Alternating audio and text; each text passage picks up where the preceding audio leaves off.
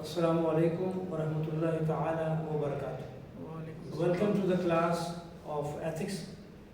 Today, before taking your regular lecture, I will give you a very brief information with reference to Ramadan. And the topic of my today's lecture, short lecture, is fasting and character building of a Muslim, or fasting and human behavior. In this, I will try to bring in front of you the holy verse of Quran, Surah Al-Baqarah, verse number 183. I'll read this and then make the translation and give you a very brief information that what is the purpose of fasting, number one, and what is the objective of fasting, and how does fasting works in the character building of a Muslim. So these are the three points which I am going to highlight in this holy verse of Quran. أعوذ بالله من الشيطان الرجيم بسم الله الرحمن الرحيم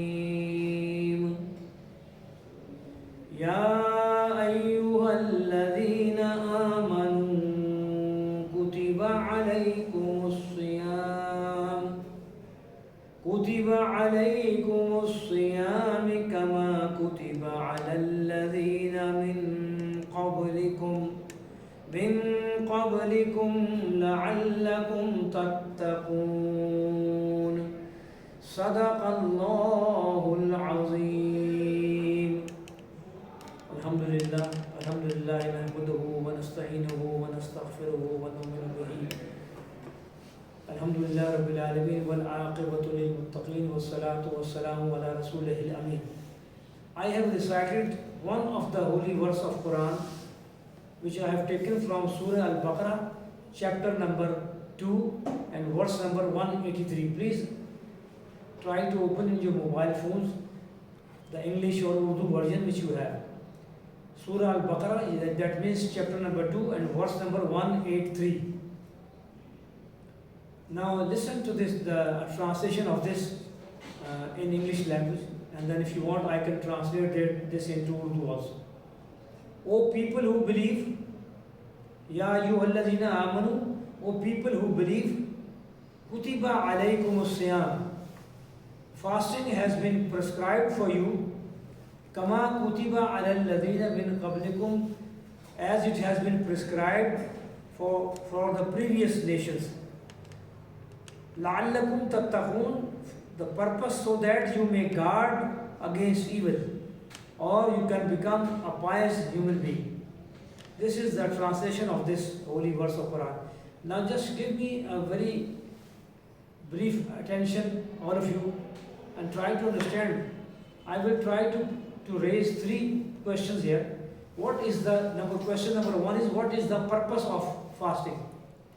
Taqwa. The purpose of fasting, as it has been mentioned very clearly, is the purpose is to produce لَعَلَّكُمْ تَتَّقُونَ, that Allah subhanahu wa ta'ala, Allah Rabbul Alameen, or the God Almighty says that I have put you in this examination of fasting, that a good human being should be produced in yourself and for yourself and for the society.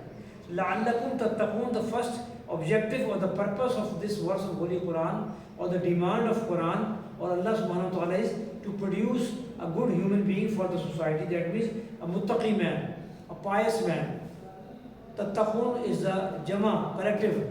So he wants all the people who are doing this fasting, they should adopt a behavior of a good pious behavior. So this is the first answer, that what is the objective of Ramadan or fasting. The second question is, how can we achieve this objective? How can we achieve the objective of muttaqi, a good man?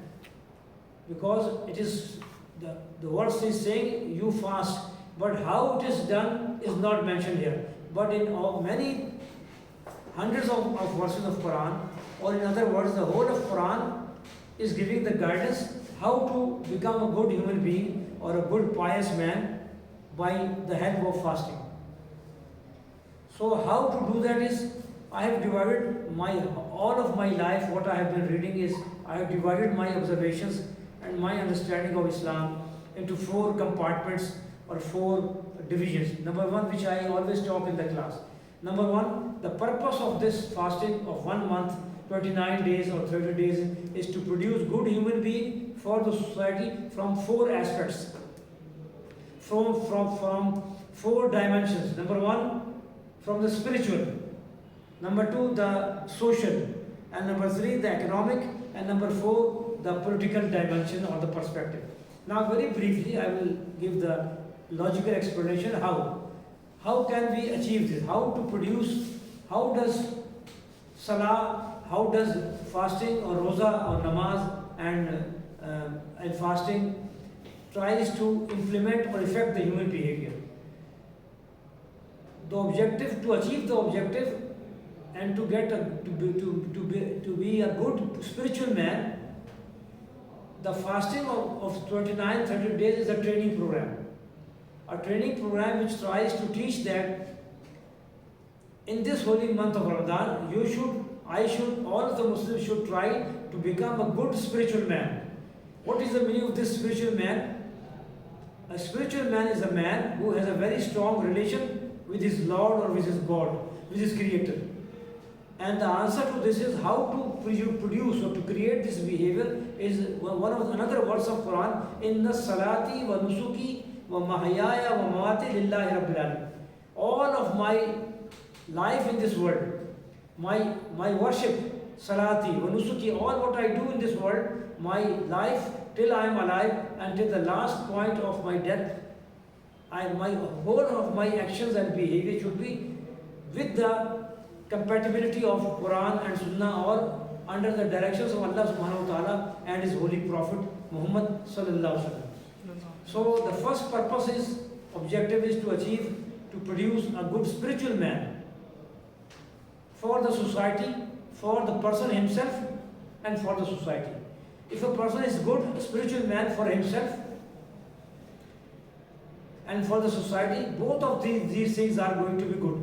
I want to be a successful man in the next life. As the brother has read a few minutes back, Surah Al-Asr.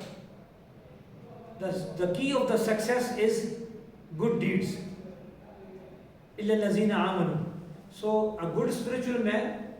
The second is, number 2, the objective to achieve this objective is to how to think, to make the accountability of himself by asking that am I doing the right thing or not? I am going on the right path. Keep on asking yourself his own psychological treatment, asking the question to himself that am I doing the right thing right now? And if I am doing right or wrong, is it correct under the light of Quran and Sunnah? So if you keep on making this accountability in your mind, in yourself, then this process goes on. So the second thing is of this objective, to achieve the objective, is to produce a good social man for the society. How to sit in the classroom, how to respect the teacher, how to respect the parents, all has been told by Quran and the Holy Prophet Muhammad sallallahu alaihi wasallam. Am I right? So a social man is a good social man who is good for himself and is good for the society, who takes the benefit from the society and who gives the benefit from his life, from his actions, be beneficial for the society.